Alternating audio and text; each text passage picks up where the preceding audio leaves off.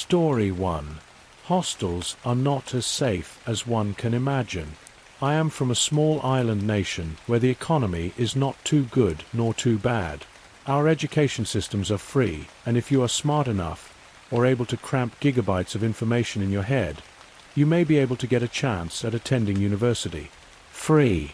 And it's no joke. I was one of the lucky ones. I somehow got in to do a degree, which I will not mention for personal reasons. Still, free university comes with a catch. You can't choose it. You get what they give you, even if it's on the other side of the island. It's a beggars can't be choosers policy. You get good marks of your A/L exams, you can choose where to go. Others, you can choose where you go to too, but your first choices will be ignored if your level is not up to standard for that particular university. For me, I had to travel to the other corner of the country. The thing is, even though my country is small and tiny and no one probably never even heard of it, there are also of races and religions intermixed. Some places have more of one race than the other, where they speak a different language altogether. For me and my parents, it was terrifying. My uni was in a different area, an 8-hour ride away from home, where the locals had a different culture and language altogether. Still, first years were given a mercy from universities. We are given hostels. When I first learned of it, I expected a small cramped house with a dark room and paint peeling off the walls. There would be one window with a creaking bed and washrooms that would either always dirty or smelly. But to my surprise, the hostels were great. It was a 4-person room, with bunk beds above and a tabletop with drawers below as a part of the bed. It was quite novel, and 2 good public washrooms per floor. The building was new. There was even a study area and facilities to order food. Even security was well thought through, with a guard in the bottom floor at the entrance and a 24-hour warden available and residing in the building for safety. For me, it was so much better than my expectations. And my roommates were great. We got together by accident, but we got along very well. The thing was, even though our hostel was perfect, there were things that were quite disturbing. Like that one time where a bunch girls were having a midnight surprise birthday party when they suddenly screamed. Everyone woke up, even the boys from the boys' hostel on the other side. The girls said that they saw a hand creeping in from under the air vents below the window. The party was held on the 4th floor. Our hostel had balconies facing the back. No one could imagine how anyone could climb 4 stories. And the land behind the hostel was just empty shrubland, and there were no footprints below, nor signs of anyone trying to climb up or down. Another day, a girl in the 2nd floor saw a humanoid silhouette behind the balcony door.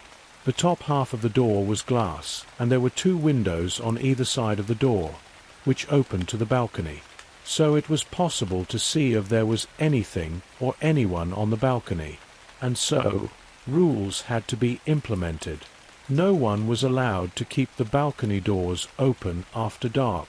A security guard would always patrol the building after 7, flashing their torchlight at the open balcony doors. Everyone thought it was just a sick pervert who was desperate enough to climb into a girl's hostel. I couldn't imagine what the guy was even hoping to see. The incidents were forgotten. They were just by some perverts. Nothing more. But one day, we forgot to close the balcony door. We always came back from campus all tired, and sometimes, most of us fall asleep. But not everyone. Out of the 4 of us, at least one person stays awake. It was different that day. Everyone fell asleep at about 5 in the evening. It was a long day of lectures and practicals. So no one was there to close the balcony door by 7. The rooms were hot during the day, and the only source of wind was from the balcony windows and doors, especially the door. So we kept it open till the guards yelled at us to close it. I, unfortunately, was a light sleeper. It was easy to wake me up. Something, maybe an instinct, woke me up that night. It was dark. It seems the lights were gone. It happens in our country. But I was drowsy, and the ceiling fan was obviously not working, so closing the door meant we would sweat till we dehydrate. And so I just laid there, the only source of light from the full moon outside. A cool breeze blew in. Everyone else was asleep. There wasn't a sound outside. It was probably 10 at night. Or maybe 11. I thought that maybe I should close the door. It was an open invitation to any perverts otherwise. That was when I saw the shadow. I was lying to my side, my face somewhat facing the balcony. A shadow was climbing through the left side of the balcony. First it was a long leg, then a thin long arm, a head, a long neck. It crept slowly, so slow that there wasn't a sound. I held my breath. I laid on top of the bunk bed, maybe 6 feet off the floor, just staring as the creature finally stepped into the balcony. Our balcony. My mind was cursing. I wanted to climb down the bed and just shut the door. But my limbs remained frozen. I was closer to the door. There were 3 other people with me. If anyone had a chance to knock whatever creature it was, it would be me. I was the tallest and the buffy one out of the 4 of us. But something was telling me to keep still. Pretend I was asleep.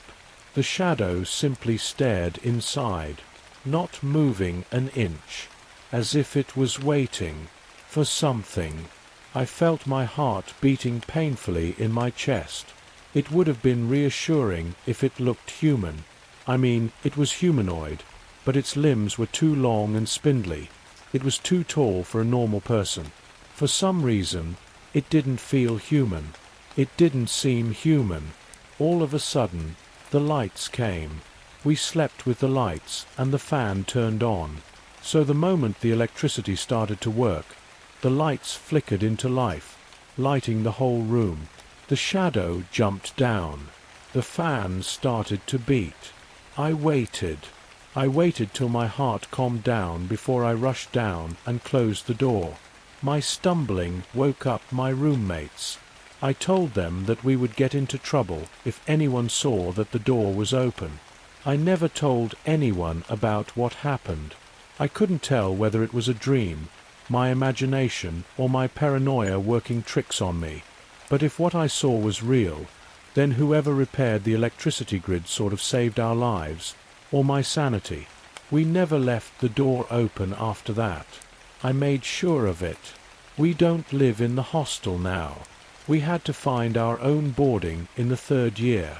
I still close and lock every door around. Whatever it is that lives here, whether human or paranormal, I didn't want to see it again. I am waiting to go back home after I get my degree. I just hope nothing like that happens again.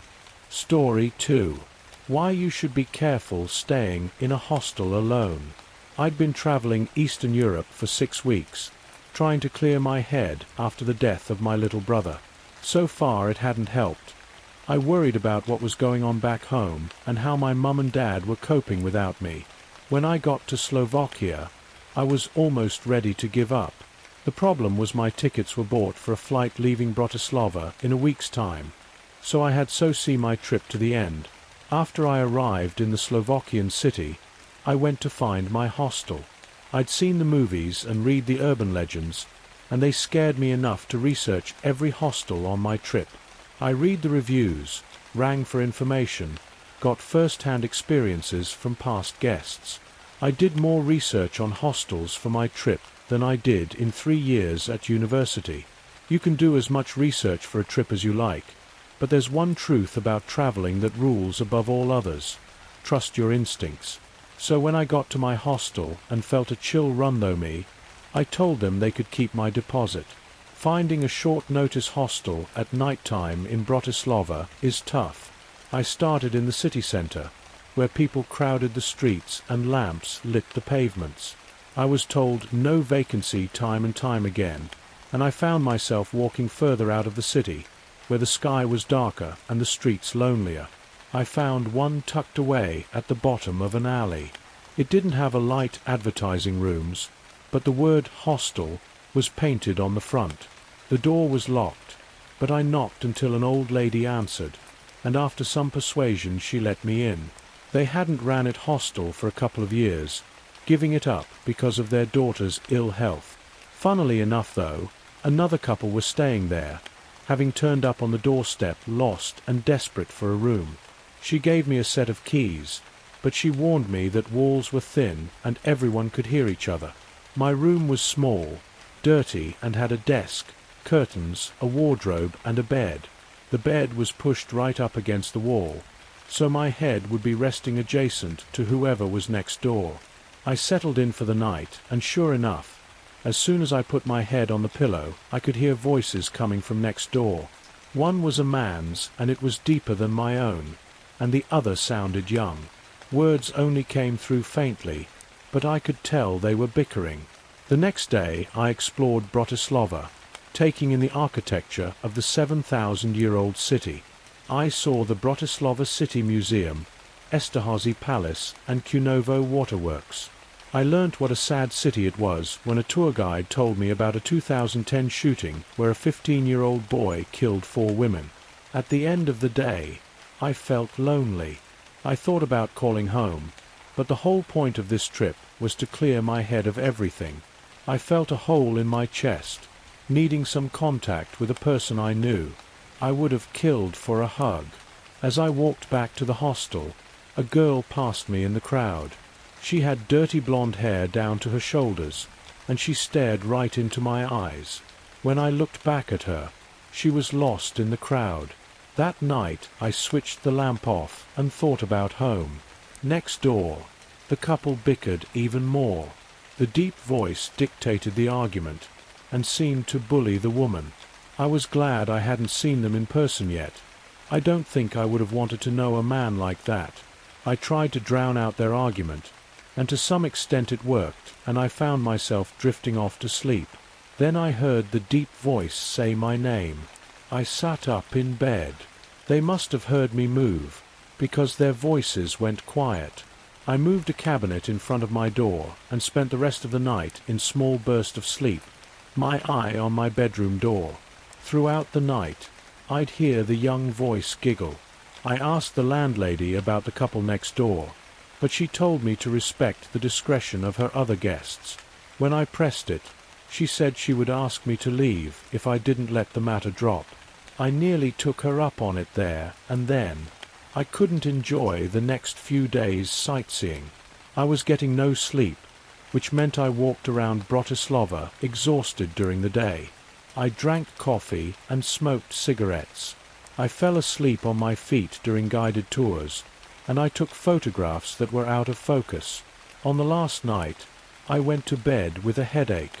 As soon as I lay on my bed, the couple started arguing. This time they were obscene and insulted each other, the deep voice bullying the woman and calling her a little slut. Soon things were crashing around their room, and the woman screamed. I put my ear to the wall and listened. I jumped in shock when a roar filled my ears.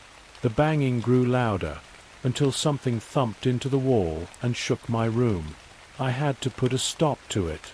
I rushed into the hallway and knocked on their door, and all the while they carried on their violent argument. A hand touched my shoulder, and I span round and saw the landlady. I almost pushed her down the stairs. My heart was racing so much.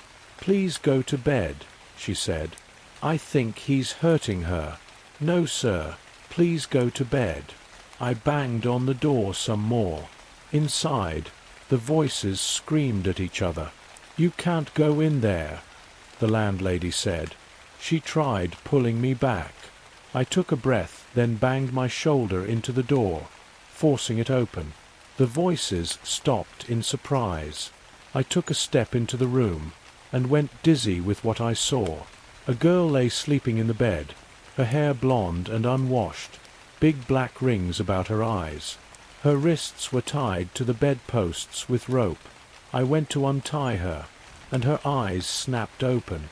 She gave a deep laugh and stared at me, then said my name in a man's voice. The door slammed shut behind me. Story 3. Not Sierra haunting in Germany. 10 years ago, I used to work as an English teacher with a language school in Germany. One of my jobs was to travel to different areas to run language camps for kids, where we would spend a few weeks teaching. One camp was held deep in the forest outside of Munich, in a facility that was formerly a Hitler Youth Training Center and had been converted into a youth hostel. The forest around the camp had half a dozen bomb craters and the ruins of underground bunkers, and inside the main house was a small display talking about the history of the center and its use during the Nazi era. The location was absolutely beautiful, and the people I worked with were all positive and enjoyable people. At night, after the kids would all go to sleep, we would typically stay up and have some beers and visit. The main building had a series of interconnected rooms, and we spent most of our time visiting in the largest of the rooms so kids could find us if there was a problem. The restroom the teachers used was located across the building, and to get there you would have to cross through a room and onto a walkway. It was a frequent trip for all of us. After a couple of nights, I noticed that I was becoming more and more unnerved by having to cross through this one particular room on my way to the restroom. I was instantly fearful every time I was in this room, and my glance was frequently directed towards one specific corner, like something was hiding there and waiting to pounce. I shook it off and made it a point to briskly walk through the room every time I had to pass through it, and tried to ignore the corner. One night, as we are all gathered, a teacher comes back from the restroom and says, "I really hate that fucking room, it's so goddamned creepy." And as soon as she finished talking, everyone's eyes got big. You could immediately tell we all had something to say. Before anyone could say anything, I said, "Don't say a word, and write down what you want to say before anyone says a thing. I want to compare notes on the room." We all grabbed some paper and started writing. We had 6 adults at that camp over the age of 21, and every person corroborated what I and they were feeling. Everyone felt threatened and creeped out in the same exact room, and what was so chilling was that everyone agreed the very back left corner had something in it. Grown men and women all felt the need to get out of that room as quickly as they could. The instructor assigned to the room mentioned that during the day the room seemed fine, but at night when it was quiet something shifted the energy of the room and it became very negative. The subsequent camps that I did there saw rotations of new instructors, and every time I waited for one of the new people to mention their hatred of the room, and most of the time something was always said, and if the new people were hesitant to say anything I'd finally ask them after a few nights, "How do you like passing through the ghost Nazi room?" And their jaws would drop because they suddenly got confirmation that they weren't crazy, and I'm sure it was a relief to know they weren't alone. Story 4. Don't go into the forest after sundown. My husband and I live in a house that's somewhat secluded. Our neighbors aren't the type you can just say hi to over the fence, and a large, thick forest backs our property. For the past year that we have lived here, I have gone on a run along the forest path almost every morning. My husband likes to sleep in, whereas I've always enjoyed my early rises. Last week, we went to a friend's birthday party and were out late. I ended up sleeping in and missing my morning run. I had a few chores to do, and by the time 5 p.m. rolled around, I decided I wasn't going to miss my run that day. I stepped out onto the back porch and took a deep breath as the sun was beginning to set on the horizon. My husband stepped out and gave me a lazy smile before he kissed me on the cheek. I told him I'd be back before it was dark and headed off. It started off like any other run. I take the same path each day. It's a little overgrown, but still obvious enough and easy to follow. I was only about 10 minutes in, and I started to notice something. It was quiet. Eerily quiet. Normally I can hear birds, leaves in the breeze, and bugs chirping, but it was just complete silence apart from my own breathing and heart beating in my chest. I found it creepy, but shrugged it off as something to do with the timing of the day. The next strange thing happened only a few minutes later. There's a part of the path that wraps around this massive gum tree, the type that you can't see around when you stand in front of it. Well, I reached that part of the path, and it was gone. Completely gone. Not like someone chopped it down, and there was a stump or a hole in the ground left. It was like the tree never existed in the first place. There was grass and fallen leaves in its place. It looked like any other part of the forest floor, untouched for years. I was starting to get a bit freaked out. I run this path every day. I know this tree is meant to be here. I remember the first time I saw it. I was in awe at the size. I made my husband come for a walk with me the next day so I could show him too, and he was also impressed by the sheer scale of it. It didn't make any sense that it had quite literally vanished. Even if someone was going to chop it down, I wondered if it was even possible to do it in such a short amount of time. I only just saw it the day before on my usual morning run. The practical, logistic part of my mind came to the conclusion it must have been chopped down. I decided I would wait to talk to my husband about it when I got back, and maybe even bring him with me to have a look the next day. Maybe he would have an obvious answer that I was missing. Perhaps I could contact the council and ask them about it. I shook it off and continued along the path. As I continued running, I started to get this off feeling in my stomach. Something just didn't feel right, but I didn't know what it was. After a while, I noticed that the sun was setting fast. I was losing light quickly, which didn't make any sense. I only left at 5 p.m. The sun wasn't due to set until almost 7, and I had only been gone about 20 minutes. I looked at my watch, and sure enough, 5:23 p.m. I checked my phone, and it said the same. Just to be sure, I opened up the weather app and checked the sunset, 6:46 p.m. I was standing in almost darkness, staring at my phone in total confusion.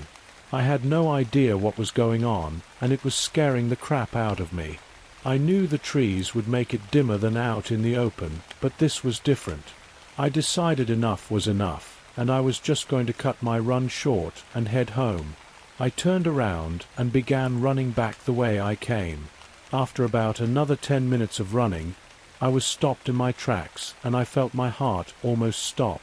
There, standing on the path, staring directly at me, was a moose. Those things are insanely huge. But the weirdest part about it all was I live in Australia. We have just about every deadly animal on the planet. But we sure as hell don't have moose wandering around, and I certainly had never seen one in the last year I had been coming through the forest. I stared at this creature for what felt like an eternity, my heartbeat pounding in my head as my mind raced. It just stood there, eyes glowing in the dark, staring into my soul. I was frozen in fear, unsure of what I should do. Then, after I felt like I was going to throw up from fear, it finally broke eye contact and just walked away. I stared as it strolled out of sight as if nothing had happened. Once I could no longer hear the footsteps, and I was back in complete silence, I began sprinting. I was way too terrified to be in this forest a second longer than I had to be. I ran and ran until my lungs felt like they were going to give out. I thought for sure I should be reaching the clearing soon, but the more I ran, the more it felt like I went deeper and deeper into the woods. I glanced at my watch, and my breath hitched. 9:42 p.m. It's not possible, I said to myself. It can't have been 4 hours. My whole interaction with the moose, although felt like forever, in reality only lasted a few minutes. I pulled out my phone, and again it matched what my watch said. I tried to call my husband, but I couldn't get any service. I closed my eyes and took a deep breath. It was pitch black now, and I had to use my phone torch to illuminate the path. My mind was racing with some kind of way to come up with how this could be happening, but I had nothing. I decided all I could do was keep following the path, and hope that soon enough I would come out and be home. I was exhausted from running for so long, so I walked for a while, constantly checking my phone to see if I got any reception to try and call somebody. I knew that I should have been out of the forest by now. I was trying my best to stay calm, but I was panicking internally. Suddenly I froze with fear when I heard a deafening, guttural scream in the distance. I had never felt so sick in the stomach. My heart was pounding in my chest, and I felt like I was about to pass out. It was unlike anything I had ever heard. It didn't sound human. but I couldn't think of any kind of animal that makes that noise either. I turned the flash off my phone. For some reason, standing in complete darkness felt safer to me at that moment. I didn't dare move as I intently listened for any more noise. Not a sound, not even a cricket or a breeze.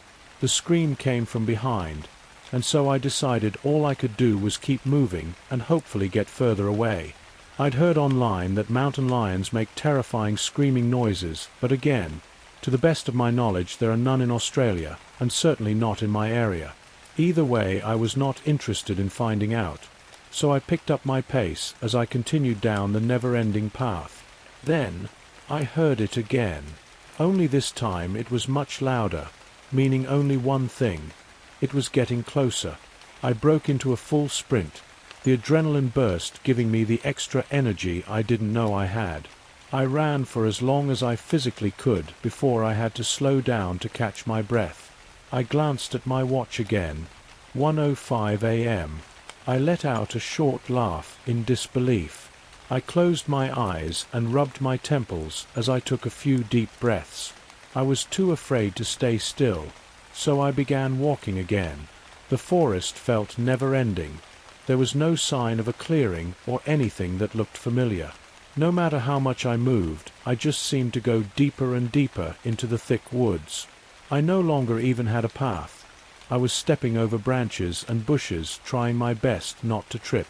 I was watching the ground for so long I forgot to look ahead of me, and when I did that was when I saw him, or rather it. Standing just a few meters from me, I could make out the figure of a pale person with their back facing me. I should have been thrilled to see another person, but for some reason their presence irked me, and right before I was about to blurt out something I stopped myself. It was hard to make out many details in the dark. My eyes had somewhat adjusted, but from what I could see he was just standing there, facing the other way, seemingly doing nothing. He looked bald, and I struggled to make out any clothes on his body. As I was studying him, that's when it happened. His head slowly turned until it was facing me. My breathing stopped when I saw its face. Instead of human eyes, it had two large black circles that looked like mini abysses. It had no nose and a mouth that matched its empty eyes. When I didn't think it could get more terrifying, the creature slowly began to stand, and I realized it was actually squatting initially. I watched in frozen terror as the creature's long, skinny legs came into view, right as it dropped its freakishly long, skinny arms at the same time. It must have been more than 10 feet tall. Once the creature had fully stood up, it turned towards me. I was too scared to move, to think, to breathe. All I could do was watch. It stared at me for a moment before dropping its jaw to let out the most unearthly, thunderous roar you could imagine. This was enough to snap me out of my frozen state of terror. I turned on my heel and sprinted in the opposite direction of the creature. My chest was burning as I ran as fast as I could. I refused to look behind me, but I could hear the thumping legs following behind me. I had no sense of direction, no plan. All I could do was run. I still couldn't see that well, and so I hadn't seen the edge until it was too late, rolling and toppling down a steep hill until I landed in the thick brush at the bottom. I groaned in pain, winded from the fall. I blinked a few times before looking up at the ledge I had just fallen from, where the creature suddenly appeared. My eyes widened and my heart raced as it looked around. I thought for sure this was it. There's no chance I can outrun this thing in my state. Just as I was reflecting on all the things in life I had missed out on, the creature turned away and walked back into the trees, out of sight. I let out the breath I didn't realize I was holding on to. The bushes must have swallowed me up enough so that it didn't see me. I checked my watch again. 4:59 a.m. After laying there for a few minutes to catch my breath, I slowly sat up, wiping the tears from my eyes as I could finally think for a moment. When I felt ready enough, I rose to my feet and looked around. I then noticed the path, a very familiar path. It was the one I ran every day. I began following it, hoping and praying with every step that my ordeal would finally be over. After a while, the forest started getting thinner, trees more spaced out, until finally I could see a clearing with light. I audibly gasped as I quickened my pace into a full sprint towards the opening, and when I came out on the other side I could see the sunrise. Tears filled my eyes as I saw my house in the distance, and I continued running until I got to the back door. I burst into the house and saw my husband sitting in the living room with a mug in his hand. He turned and gave me a puzzled look when he saw me. "You all right?" he asked. I stared at him in disbelief. Why was he not more concerned? Why hadn't he been out looking for me? "Are you joking? I've been gone all night. I got lost and so many crazy things happened. The time went all weird and dash." "All night? What are you talking about? You were gone for like 20 minutes. He responded, totally bewildered by my shouting. "But the sun is rising. I just saw it when I was coming back." I gasped, still trying to catch my breath. "No, that's the sunset." He rose and came over to me, concern on his face. He pulled out his phone and pointed at the lock screen. "Look, 5:24 p.m. You were gone for less than half an hour."